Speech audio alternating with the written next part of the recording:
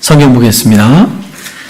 하나님의 말씀은 에베소서 6장 1절에서부터 3절까지 다 같이 한 목소리를 읽겠습니다. 다 같이 읽겠습니다. 시작. 자녀들아, 주 안에서 너희 부모에게 순종하라. 이것이 옳으니라. 내 아버지와 어머니를 공경하라. 이것은 약속 있는 첫 계명이니 이로써 내가 잘되고 땅에서 장수하리라. 아멘. 여러분, 오랜 가정의 달을 지나고 있습니다. 가정의 달을 지나고 있고, 특히 오늘은 어버이 주일입니다. 여기에 계신 대부분의 우리 성도분들이 다 어머니고 아버지인데, 이 말씀이 저와 여러분들에게 또 위로가 되고 또 은혜가 되는 시간이 되기를 소망합니다. 여러분, 에베소서는 몇 장으로 되어 있습니까? 에베소서는 6장으로 되어 있습니다. 여러분, 에베소서만큼 천상의 신비를 가득 담은 성경이 있을까요? 제가 아는 어떤 설교자는 이 에베소서만 수년을 강의했습니다. 그처럼 이 에베소서는 구절구절이 얼마나 놀랍고 심오하고 신비로운지 몰라요. 에베소 1장이 어떻게 기록되어 있습니까? 1장에 보니까 이렇게 말합니다. 하나님의 뜻으로 말미암아 그리스도 예수의 사도된 바울은 에베소에 있는 성도들과 그리스도 예수 안에 있는 신실한 자들에게 편지합니다. 이렇게 말하죠. 그러니까 이 에베소서를 받아 읽는 사람들은 어떤 사람이라는 얘기예요? 신실한 사람이라는 것입니다. 바울이 신실하다라고 할 때는 신앙의 성숙도가 어떻게 했어요?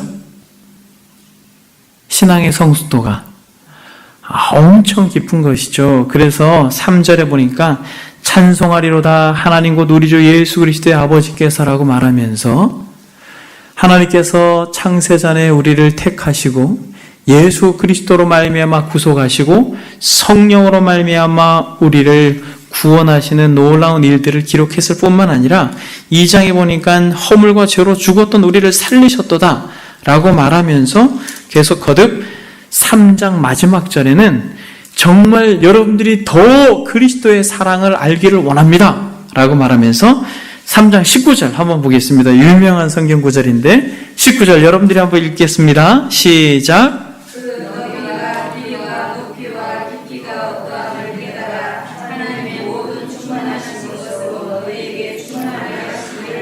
그래, 여러분, 이 신실한 에베소 성도들이 뭐라고 말하냐면 그리스도의 그 사랑의 그 풍성함을 너희들이 알기가 원하고 그 넓이와 길이와 높이와 깊이가 어떠함을 너희들이 깨닫기를 원한다. 이렇게 말합니다. 그러니까 여러분, 4장 6절에도 하나님도 한 분이시오 곧 만유의 아버지시라 만유에 계시고 만유를 통일하시고 만유 가운데 계시도다.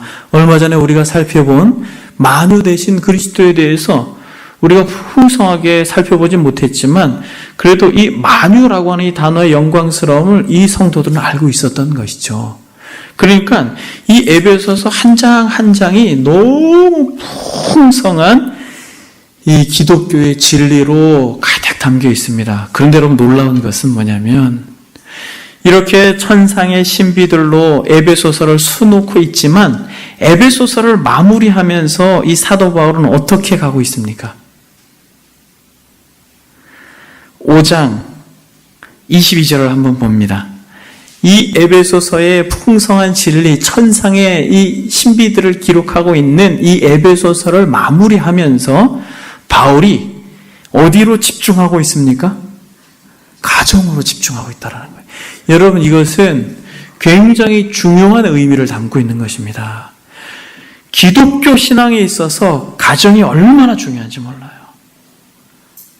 그 사람이 어떠한 영적인 체험을 했다 할지라도 가정에 소홀하지 않다면, 가정을 업신여긴다면, 여러분, 가정을 귀하게 여기지 않는다면 그의 신앙을 의심해 보아야 할 것입니다.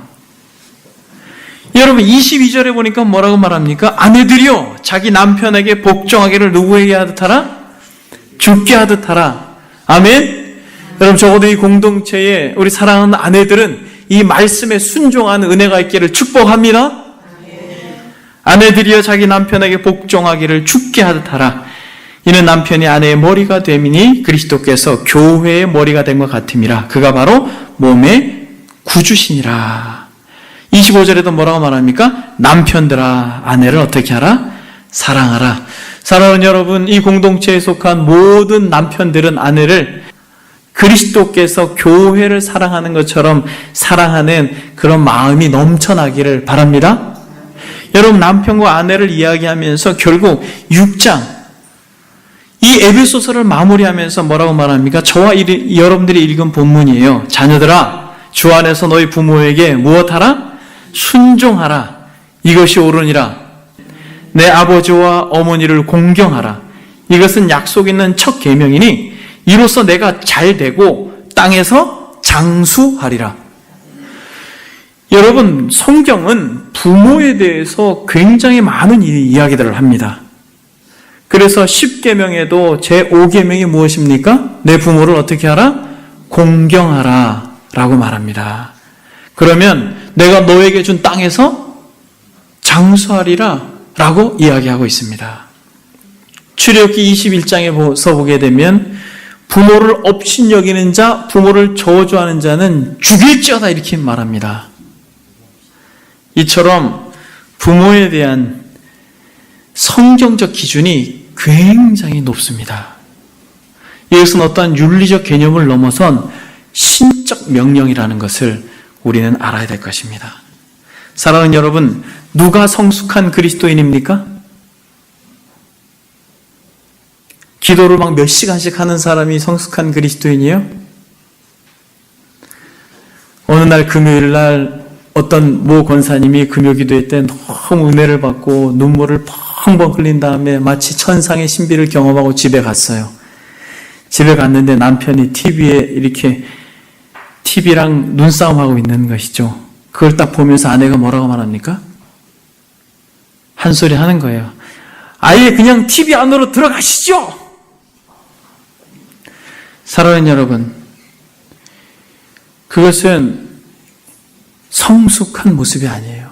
스스로 자신을 생각할 때 굉장히 당신이 영적이라고 생각하고 금요일날 기도를 하면서 또 방언으로 기도하고 마치 삼층천을 경험한 바울처럼 말할 수 없는 풍성 은혜를 경험했다가 할지라도 집에 딱 들어가서 가정에 남편을 대하는 태도가 성경적이지 않다면 그 사람의 신앙은 어린아이 같은 신앙입니다.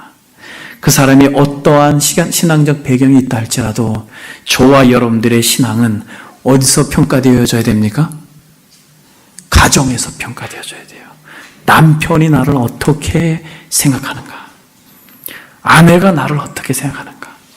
자녀들이 나를 어떻게 생각하는가? 부모님이 나를 어떻게 생각하는가가 저와 여러분들의 신앙의 성숙의 평가요 기준입니다.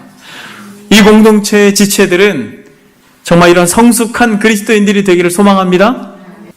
여러분, 오늘 본문에서 보니까 특별히 누구에게 권면하고 있습니까? 자녀에게 권면합니다.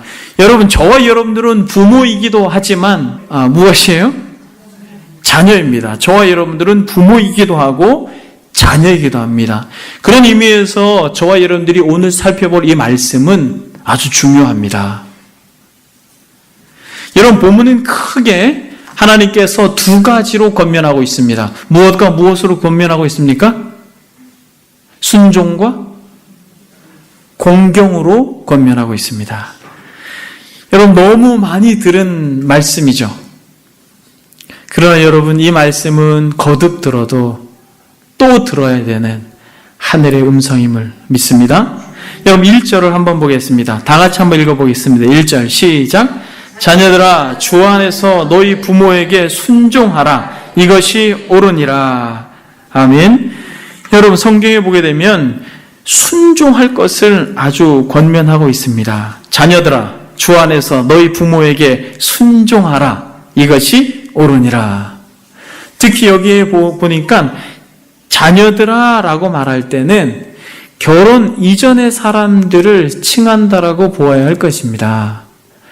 결혼과 상관되어져 있지는 않지만 결혼 전과 후로 그렇게 성경은 구분하고 있지는 않지만 장성한 자녀 이전에 장성하지 않는 자녀, 결혼 전의 사람들에게 이 순종을 권하고 있다라고 어떤 주석가들은 이야기를 합니다.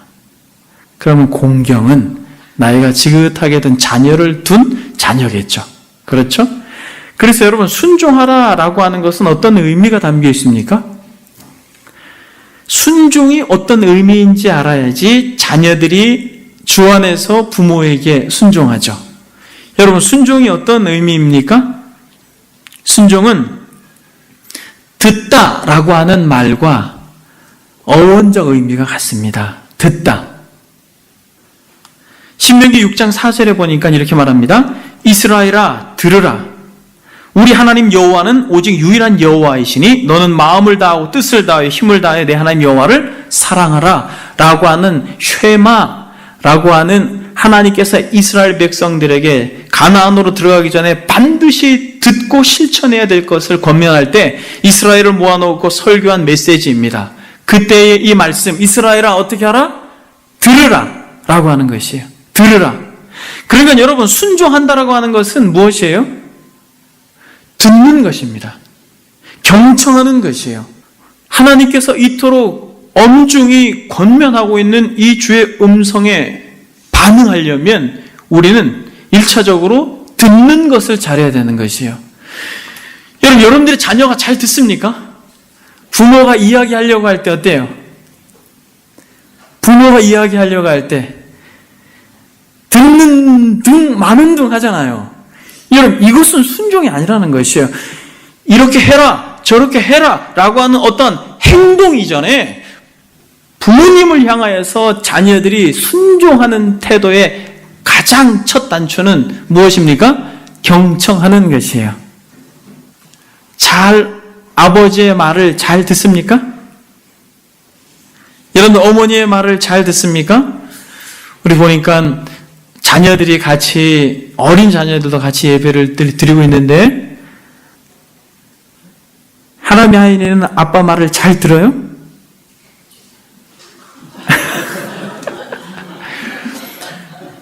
여기서 자녀들아 주 안에서 너희 부모에게 순종하라 라고 할 때 이건 어려운 성경 본문이 아닙니다. 아빠가, 엄마가 말을 하게 될 때 그 말을 귀담아 잘 듣는 것, 이것이 순종입니다. 그런데 여러분, 귀담아 잘 듣게 됐을 때는 어떻게 돼요? 귀담아 잘 듣게 되면 뭘 느끼게 되냐면 부모의 뭘 느끼게 돼요? 마음을 느끼게 돼요. 건성으로 들으면 잔소리가 되는데 귀담아 잘 경청하게 되면 뭘 느끼냐면 어머니, 아버지의 마음을 느끼게 됩니다. 여러분, 마음을 느끼게 되면 어떻게 돼요? 여러분, 마음이 통하게 되면 사람들은 행동하게 되어 있습니다. 이스라엘아 들으라 라고 말할 때 여러분, 듣는 것이 얼마나 중요한지 여러분 아셔야 됩니다. 경청할 때 우리는 상대의 마음을 알게 되고 상대의 마음을 알게 될 때 우리는 행동하게 됩니다. 그것이 순종이라는 것이에요. 여러분, 성경에 보게 되면 정말 순종하지 않아서 낭패를 본 인물이 있습니다. 누가 있습니까? 사무엘상 2장에 보게 되면 엘리의 이 제사장들이 있어요. 이름이 홈리와 비느하스입니다. 그래서 엘리가 이렇게 말합니다. 사람이 사람에게 범죄하면 하나님이 심판하시려니와 만일 사람이 여호와께 범죄하면 누가 그를 위하여 간구하겠느냐? 제사장이 당신의 자녀들에게 말하는 것입니다. 그들이 자기 아버지의 말을 듣지 아니하였으니 이는 여호와께서 그들을 죽이기로 뜻하셨습니다. 여러분, 지금 엘리 제사장이 홈리와 비느하스에게 이야기합니다. 그들도 제사장의 자녀이기 때문에 자연스럽게 제사장이 됩니다. 이 제사를 드리기 위해서 정말 신선한 고기를 갖고 오면 가마솥에 넣어서 그것을 끓이는데 쉬쉬쉬 젖어서 좋은 고기들을 당신네들이 취해서 먹고 그리고 성전에서 음란하게 여인들과 부도덕한 행동을 합니다. 그래서 소문이 났어요. 그래서 이 엘리가 권면하고 있는 것입니다. 사람이 사람에게 범죄하면 하나님이 심판하시겠는데 만일 사람이 여호와께 범죄하면 제사를 드릴 때 그렇게 함부로 제사장직을 남용하게 되면 사람이 하나님 앞에 범죄하게 되면 누가 그를 위해 간구하겠느냐라고 간청합니다. 자녀에게, 홈리와 비나하스에게. 그런데 여러분, 그들이 자기 아버지의 말을 어떻게 했다? 듣지 아니하였다, 이렇게 말합니다. 그런데 여러분, 아버지의 말을 듣지 않으므로 여호와께서 그들을 죽이기로 뜻하셨다라고 말합니다.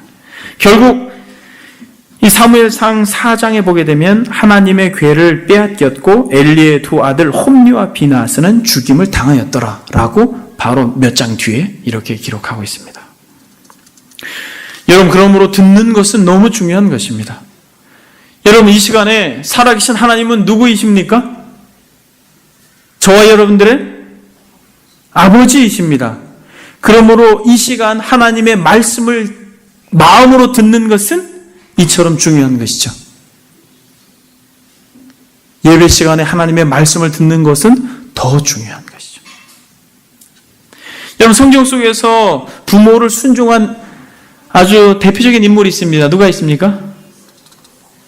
이삭이죠. 여러분, 이삭은 장성했음에도 불구하고 그래서 아버지 대신 제사를 드릴, 번제를 드릴 이 나무를, 땔감을 지고 산에 오를 정도로 건장했지만 아버지의 그 말에 순종함으로 제물이 돼서 끈에 묶입니다.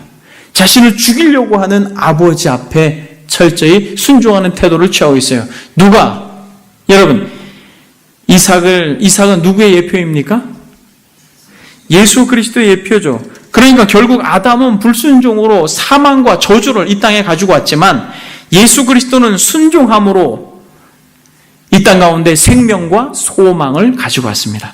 요한복음 6장에 보면 이렇게 말합니다. 내가 하늘에서 내려온 것은 내 뜻을 행하려 함이 아니요 나를 보내신 이의 뜻을 행하려 함이라 라고 말하면서 말씀이 육신이 되셨다라고 이야기합니다. 즉 예수 그리스도는 하늘로부터 하나님의 말씀이 돼서 이 땅에 오셨어요. 그러니까 예수님이 하나님의 말씀을 경청했다라고 하는 것을 넘어서서 예수님은 하나님의 말씀 자체셨습니다. 이처럼 예수 그리스도 그분은 철저히 하나님 앞에 순종하셨어요. 그러니까 우리가 예수님을 잘 믿는다, 신앙생활을 잘한다, 우리의 신앙이 성숙했다라고 말하는 것은 다른 것이 아니라 부모님의 말씀을 경청하는 것이, 즉 다시 말하면 예수 그리스도를 닮은 것이라는 것이에요. 빌립보서 2장 8절에 보면 사람의 모양으로 나타나서 자기를 낮추시고 죽기까지 복종하셨으니 십자가에 죽으심이라. 어떻게까지 복종하셨다고 말합니까? 죽기까지 복종하셨다라고 말합니다. 누구에게?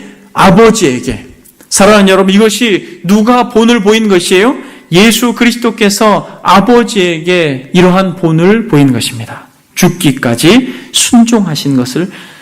근데 여러분, 오늘 본문에서 보니까 자녀들아 너희 부모에게 순종하라, 이것이 옳으니라, 이렇게 말하고 있는데 여기서 보니까 중간에 어떤 단어가 껴있죠. 어떤 단어가 껴있습니까? 주 안에서. 이것 때문에 많은 사람들이 그 논란을 빚어요. 주 안에서가 뭐냐 이렇게 말합니다. 그러니까 예수님을 믿지 않는 부모들은 순종하지 않아도 된다, 뭐 이렇게 말하는 사람도 있어요. 여러분 어떻게 생각하십니까? 여기서 주 안에서라고 하는 것은 두 가지 의미가 있습니다. 긍정적인 의미가 있고 부정적인 의미가 있는데, 여기서 긍정적인 의미는 주 안에서 순종하라고 하는 것은 믿는 부모에게만 순종하라는 것이 아니라 존경받을 만한 인품과 사회적 배경이 있지 않는 부모로 할지라도 순종해야 된다는 것이에요. 만약 이 말씀을 들은 사람이 주님 안에 있다면, 이렇게 이야기하는 것입니다. 만약 당신이 주님께 속한 자라면 당신의 부모가 어떠한 사회적 위치가 있든 어떠한 세상적 포지션이 있든 건강하든 건강하지 않든 예수님을 믿든 믿지 않든 인격적이든 인격적이지 않든 어떠한 형편에 있든 가운데 만약 당신이 예수 그리스도를 믿는다면 무엇보다 부모를 순종하는 것이 옳다라고 말하는 것입니다. 이것이 주 안에서 순종하라는 말이에요. 여러분 이해되셨어요? 그럼 여러분 부정적인 말로 주 안에서 순종하라고 하는 것은 무엇이냐면 부모를 포함한 어떠한 권위자라 할지라도 하나님의 법과 어긋된다면 주 안에서 그것을 거절할 수 있는 권한이 있다라는 거예요. 그래서 우리가 주 안에서 순종하라라고 하는 것에 두 가지 긍정적인 의미와 부정적인 의미를 우리가 생각할 수 있습니다. 긍정적인 의미는 무엇이에요? 만약 우리가 예수 그리스도를 믿는다면 믿지 않는 부모라 할지라도, 연약해진 부모라 할지라도, 가진 것이 없는 부모라 할지라도, 인격적이 않는 부모라 할지라도 그의 말씀을 경청하고 듣고 순종해야 될 의무가 너에게 있다라고 말하는 것이고, 또 다른 하나는 주 안에서 순종하라라고 하는 것은 어떠한 권위자라 할지라도 만약 아버지의 뜻과 어긋나다면 그것을 불순종할 수 있는 권한이 너에게 있다라고 말하는 것이. 순종이 제일 중요한 게 무엇이에요, 여러분? 듣는 거예요, 여러분. 들어야 됩니다. 알았어요. 이렇게 되면 안 되는 것이에요. 들어야 되는 것이에요. 아버지 저도 다 알아요. 이렇게 말하면 안 되는 것이에요. 들을 때 여러분 우리는 아버지와 어머니의 마음을 같이 들을 수 있어야 됩니다. 그럴 때 우리는 그분께 순종할 수 있는 것이에요. 여러분 두 번째로 성경은 뭐라고 말합니까? 내 아버지와 어머니를 공경하라. 이것은 약속 있는 첫 계명이다. 이렇게 말합니다. 공경하라. 여러분 공경하다라는 것은 무슨 말이에요? 공경하라는 것은 무슨 말이에요? 공경하라고 하는 것은 히브리어로 카베드라고 하는 단어인데 한번 따라해 봅시다. 무겁게 되다. 공경하다라는 것은 무게를 느끼다라는 것이에요. 이 단어는 원래 하나님께 쓰여졌던 단어입니다. 영화롭게 하다라는 것이에요. 그러니까 여러분 놀라운 것은 이 공경이라고 하는 단어는 부모에게도 쓰여졌지만 하나님께도 쓰여졌어요. 여러분 모세가 시내산에서 10계명을 받을 때 내 부모를 공경하라가 몇 계명인지 아세요? 5계명. 그렇죠, 여러분. 여러분 놀랍지 않습니까? 5계명이에요. 10계명을 줬는데 부모에 대해서는 5계명이에요. 하나님에 대한 도리적 사랑의 표현이 1계명부터 4계명까지죠. 그리고 사람과의 관계의 계명이 5계명부터 10계명까지예요. 근데 여러분 이 5계명은 어디에 속한 거예요? 어디에 속한 거예요, 여러분? 제가 한번 고민을 한 적이 있습니다. 모세가 2 돌판을 받았잖아요. 그러면 이 5계명은 왼쪽 돌판에 있었을까요? 오른쪽 돌판에 있었을까요? 여러분 이것을 고민해야 될 정도로 내 부모를 공경하라라고 하는 것은 인간적 영역을 훨씬 넘어선 신적 영역이라는 것이에요.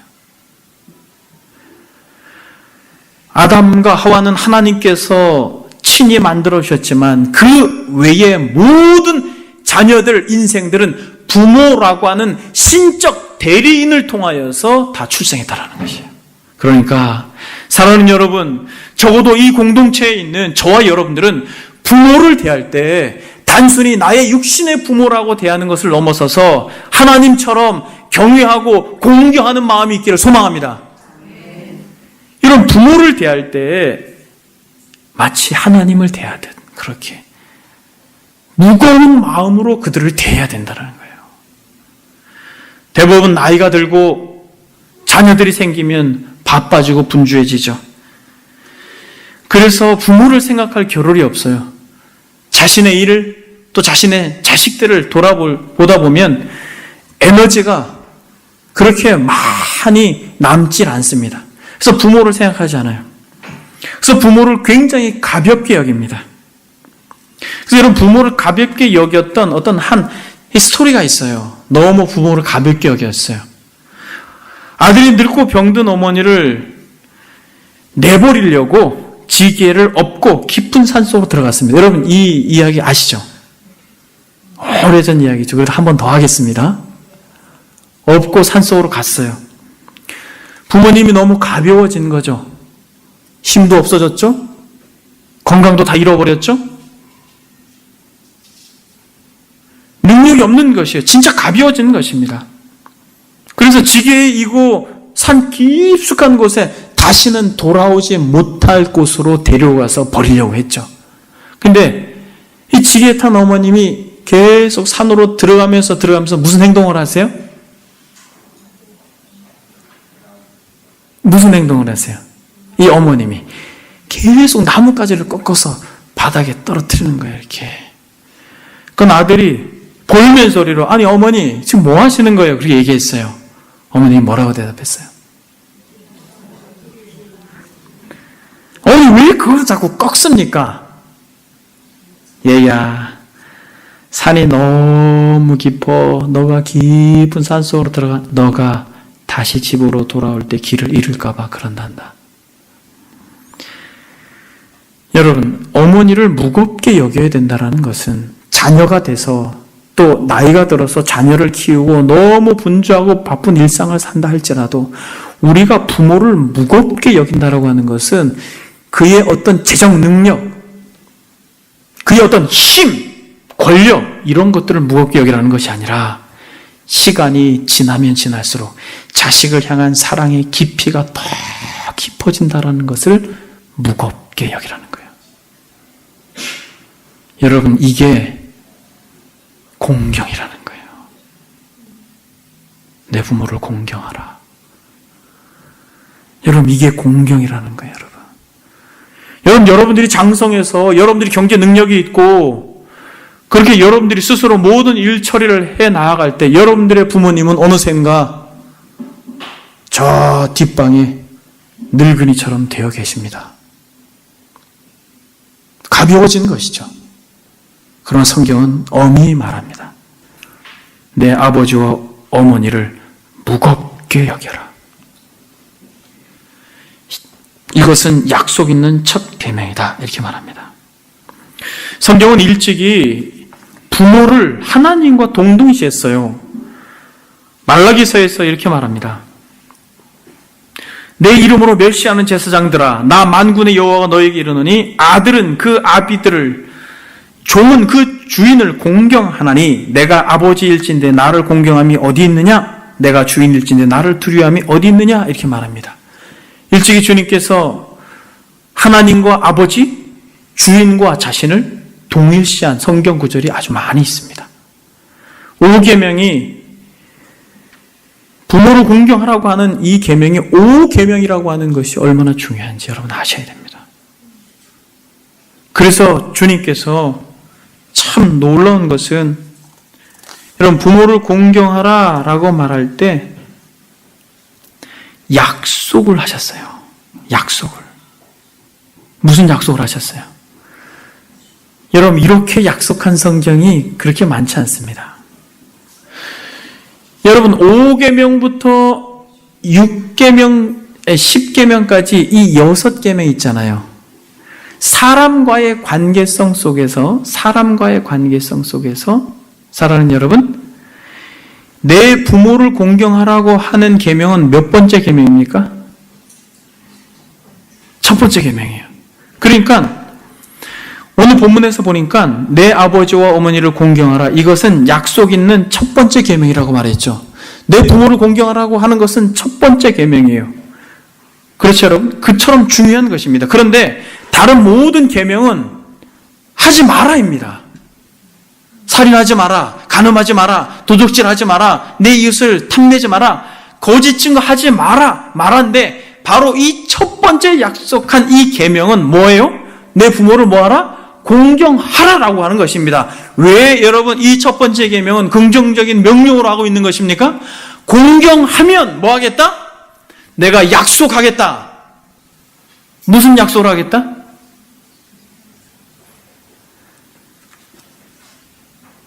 잘 되고 땅에서 어떻게 하리라? 장수하리라. 실제로 출애굽기 20장에 보게 되면 내 부모를 공경하라 라고 하면 내가 준 땅에서 장수하리라 라고 약속하셨습니다. 사랑하는 여러분, 무엇에 대해서 잘 되고 무엇에 대해서 장수하는 것이에요? 그래서 부모를 공경하는 것은 하나님께서 약속하신 것입니다. 이 약속은 반드시 하나님이 뭐 하시겠다라는 것이에요? 지키시겠다라는 것입니다. 여러분, 잘 된다는 게 뭐예요? 진짜 잘 되는 것입니다, 여러분. 농사를 지으면 농사가 잘 되고, 자녀를 키우면 자녀가 잘 되고, 사업을 하면 사업이 잘 되고, 잘 되는 것입니다. 여러분, 여러분들이 잘 되길 원합니다. 여러분, 잘 되기를 원하는데 잘 되려면 어떻게 해요? 하나님께서 약속하셔야 합니다. 무엇을 약속하셨어요? 내 부모를 공경하라라고 하는 것입니다. 여러분, 공경하십시오. 정말 부모를 무겁게 여기십시오. 귀하게 여기십시오. 소중하게 여기십시오. 하나님을 대하듯 그렇게 대하십시오. 여러분, 그래서 잘 되십시오. 장수하는 건 뭐예요? 여러분, 그냥 장수한다라는 것이에요. 성경에 보니까 어디서 장수한다라는 것이에요? 땅에서 장수한다라는 것입니다. 그러니까 장수하는데 어떻게 장수한다는 거예요? 잘 돼서 장수한다라는 것이에요. 여러분, 이렇게 약속한 성경이 어디 있습니까? 하나님의 말씀이 정확하고 무오하다면 여러분 정말 부모를 공경하십시오. 잘 되고 장수할 것입니다. 누가 여러분 이러한 은혜를 누렸습니까? 요셉이, 이삭이 여러분 이러한 은혜를 누렸잖아요. 여러분, 대표적으로 부모를 정말 공경한 인물이 누구예요, 여러분? 이삭하고 요셉이잖아요. 이삭이 정말 얼마나 잘 됐습니까? 이삭이 농사를 졌습니다. 창세기 26장에 보게 되면 농사를 졌는데 이삭이 그 땅에서 농사를 하며 그 해에 몇 배나 얻었다고 말합니까? 100배나 얻었고 여호와께서 복을 주셨다, 이렇게 말합니다. 여러분, 순종의 대표적인 인물이 누구였어요? 구약에? 이삭이죠. 농사를 졌는데 100배나 얻었다라고 하는 것입니다. 주변 사람들이 여러분 놀라는 것이에요. 여러분, 요셉은 어떻습니까? 만국에 있었던 이스라엘 백성이었던 이 요셉은 강대국으로 팔려가서 거기서 총리가 됐죠. 그러면서 여러분, 창세기 45장에 보면 결국 자신의 이 형제들에게 자신을 밝히면서 뭐라고 말합니까? 이렇게 말합니다. 아버지의 아들과 아버지의 손자들과 아버지의 양과 소와 모든 소유가 고센 땅에서 머물며 나와 가깝게 하소서. 흉년이 아직 5해가 있으니 내가 거기서 아버지를 봉양하리이다. 아버지와 아버지의 가족과 아버지께 속한 모든 사람에게 부족함이 없도록 하겠나이다 라고 말합니다. 이렇게 여러분, 요셉이 자신의 아버지를 향하여서 여전히 가나안에 머물고 있는 아버지를 불러오게 하기 위해서 형제들에게 이렇게 말합니다. 모든 것을 내가 다 대접하겠습니다. 걱정하지 마시고 오십시오. 그렇게 이야기합니다. 그러면 여러분, 공경한다라는 것은 무겁게 여기는 것인데 단순히 무겁게 여기는 것뿐만 아니라 어떻게 한다라는 것이에요? 부모님에 대한 분명한 삶에 대한 책임을 진다라는 것입니다. 마치 요셉이 자신의 부모를 그렇게 했던 것처럼. 사랑하는 여러분, 말씀을 정리하겠습니다. 성경에 보게 되면 정말 부모를 공경했던 인물이 요셉과 이삭 외에 누가 있습니까? 신약 시대 예수님. 여러분, 요셉 같은 경우는 부유했기 때문에 아버지를 마지막 노후까지 다 책임지는 일을 하셨죠. 근데 여러분, 예수님 같은 경우는 마지막에 어떠셨어요? 십자가에 못 박혀 죽으셨죠.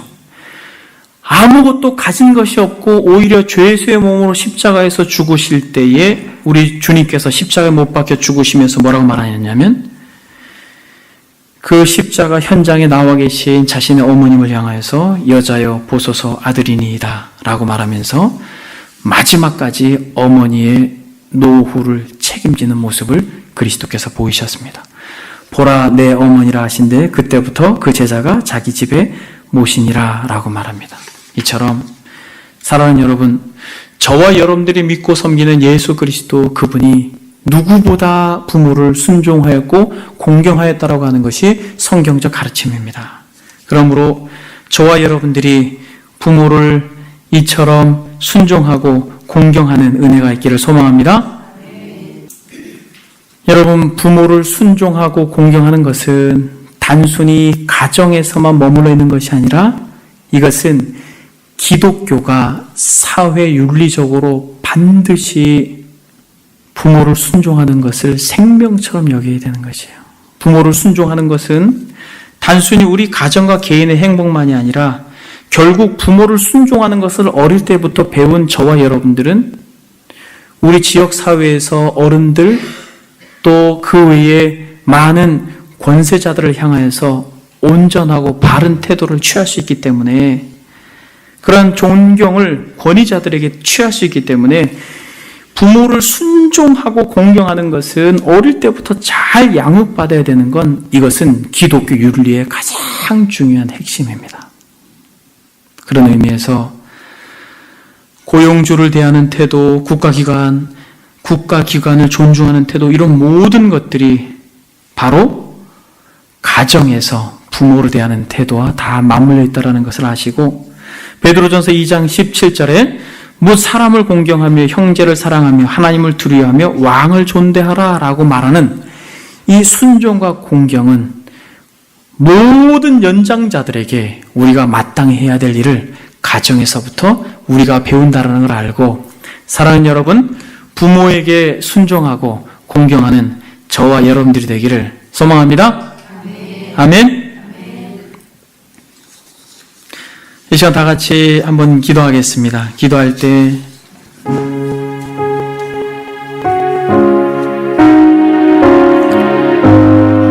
여러분들의 부모님들이 아직 살아계시다면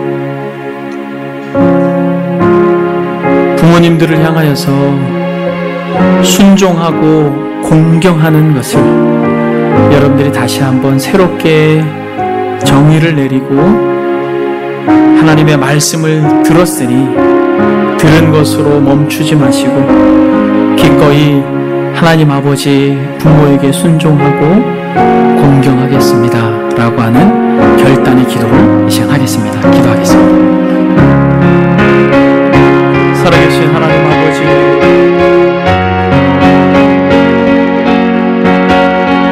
주님께서 우리에게 말씀하신 바 내 부모를 공경하라,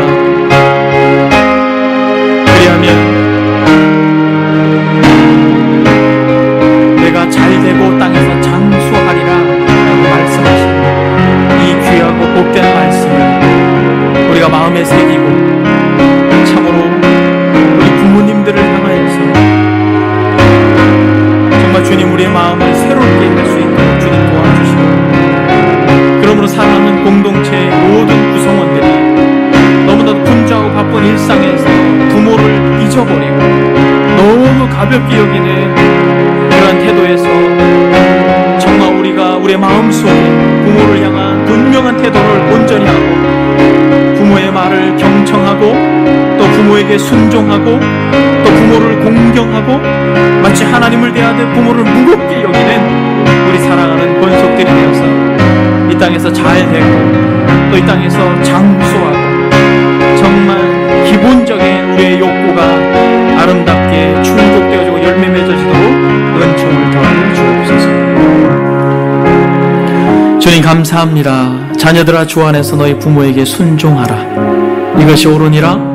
내 아버지와 어미를 공경하라, 이것은 약속 있는 첫 계명이니 이로써 내가 잘되고 땅에서 장수하리라. 주님, 이삭처럼 요셉처럼 다윗처럼 주님처럼 우리가 살기를 원합니다.